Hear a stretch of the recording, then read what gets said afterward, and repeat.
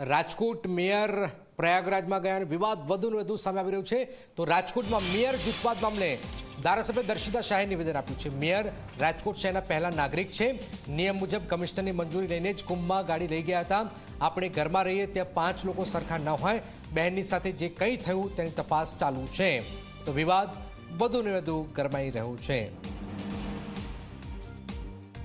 એમણે મ્યુનિસિપલ કમિશનરની પરવાનગી લઈ એમની રજા લઈ અને ગાડી લઈને ત્યાં ગયા હતા અને જે પ્રમાણે નિયમ છે એ નિયમ અનુસાર ત્યાંથી આવ્યા બાદ જે કાંઈ પણ ગાડીમાં ડીઝલનો ઉપયોગ કે વપરાશ થયો છે એ અનુસાર એમણે પૈસા પણ કોર્પોરેશનમાં જમા કરાવી દીધા છે।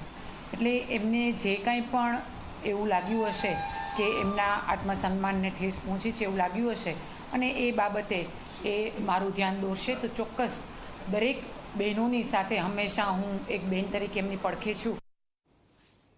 શું આ જૂથવાદ થઈ રહ્યો છે?